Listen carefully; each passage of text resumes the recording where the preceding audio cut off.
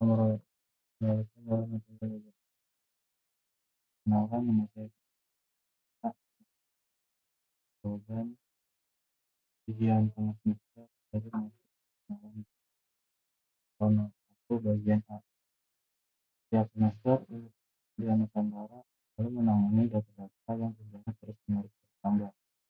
Untuk mengatasi masalah tersebut, mereka harus menggunakan strategi manajemen data, di mana salah satunya dengan memanfaatkan sistem penyimpanan seperti Hadoop atau flash storage yang memiliki penyimpanan data dalam jumlah besar dan juga lebih efisien. Karena di masa yang akan datang data tersebut akan terus bertambah dan yang digunakan juga harus bisa berkembang untuk ada itu kebutuhan infrastruktur yang cukup fleksibel dan punya pengelolaan data dan mampu menghadapi berbagai tantangan untuk kedepannya. Bagian B.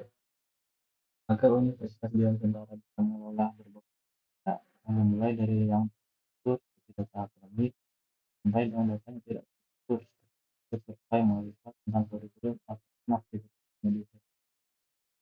Menyimpan data yang tidak struktur itu menggunakan teknologi database NoSQL. Dan untuk sementara, Hadoop cocok untuk dipakai memproses data jumlah yang besar secara paralel.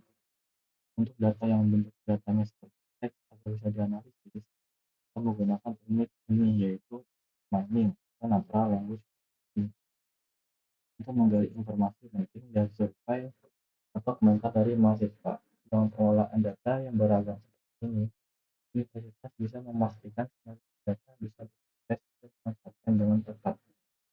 Bagian C. Supaya data akademik dan data personal yang telah tidak dapat dengan tepat, seperti data absensi atau data nilai, Universitas yang Nusantara harus memakai teknologi real-time processing seperti Kafka dan Spark.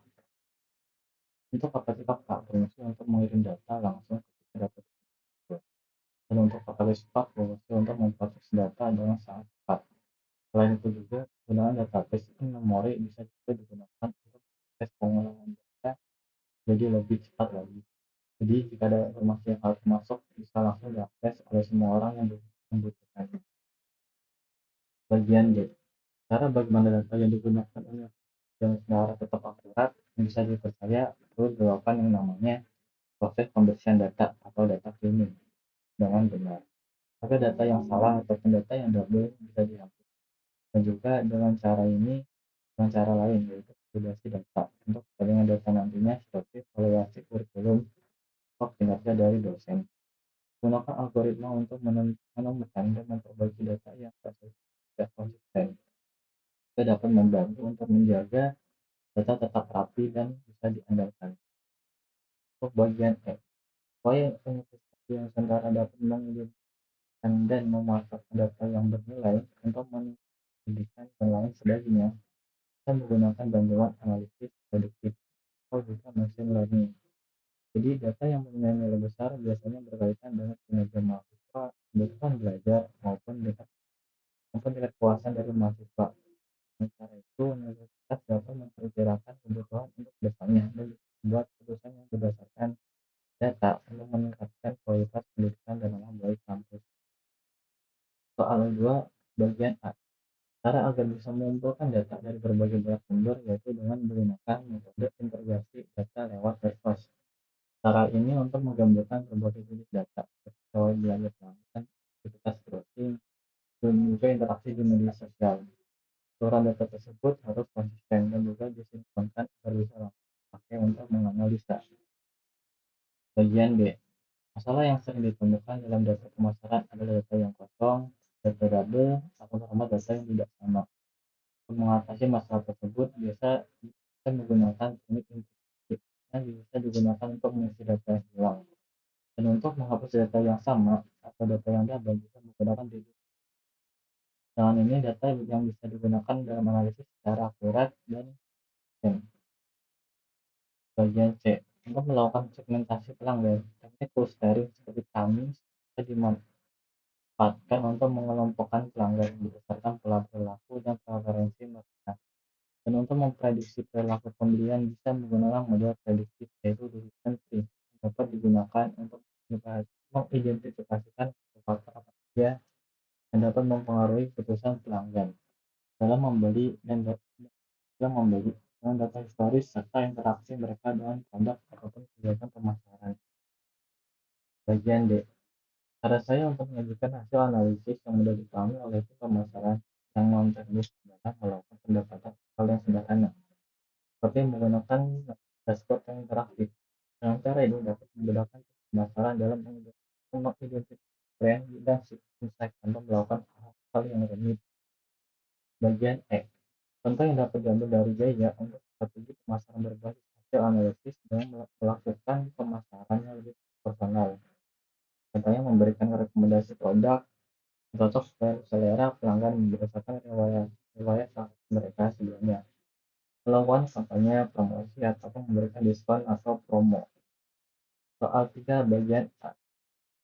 Dari grafik waterfall di atas, kita mengidentifikasikan adanya potensi hubungan antara harga produk dengan jumlah pembelian. Contohnya, ini kita bisa melihat apakah peningkatan harga yang dilakukan dalam pembeli maupun sebaliknya, apakah harga produk yang lebih rendah mampu meningkatkan minat di konsumen. Bagian B. Interpretasi terhadap nilai korelasi adalah sebagai berikut. Apabila nilai korelasi mendapat terdapat hubungan positif yang kuat, berarti peningkatan harga cenderung diikuti oleh peningkatan jumlah pembelian. Sebaliknya, jika nilai mendekati minus 1, maka dapat hubungan negatif yang kuat, di mana kenaikan harga justru diikuti oleh penurunan jumlah pembelian. Sementara itu, nilai korelasi yang mendekati 0 mengindikasikan tidak adanya hubungan yang signifikan antara kedua variabel tersebut. Pada bagian C, dari analisis regresi linear di atas ini, terlihat banyak pola umum yang dimana harga produk bisa mempengaruhi jumlah pembelian.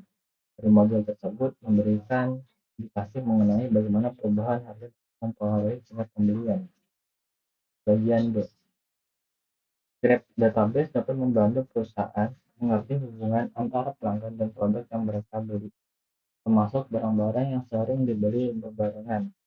Nah, fitur ini semua dipakai untuk mewakili pelanggan dengan produk NFG untuk menunjukkan hubungan antara siapa yang membeli produk tersebut. Contohnya, not sebagai pelanggan atau produk, NFG sebagai aksi pembelian produk oleh pelanggan.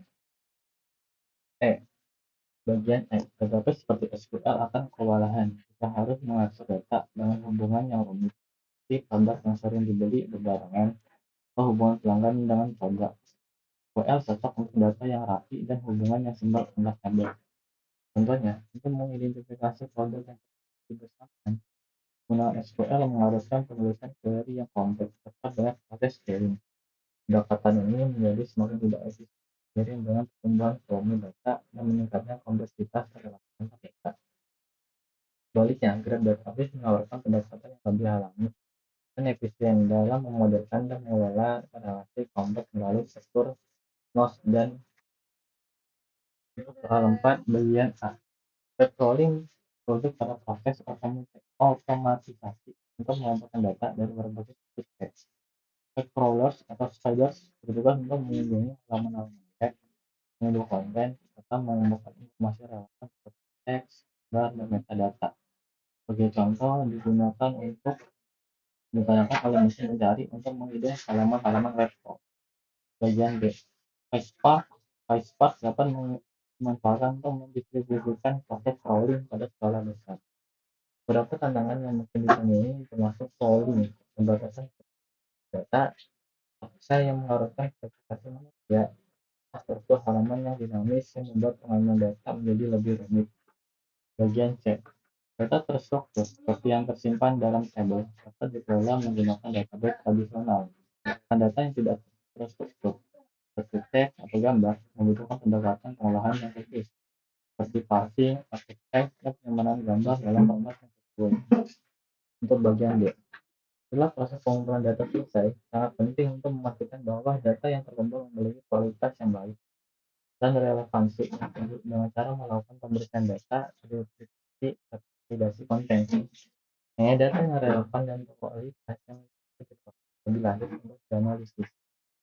Bagian E. Proses scrolling harus dilakukan dengan mematuhi etika yang berlaku, seperti menghapus robots.txt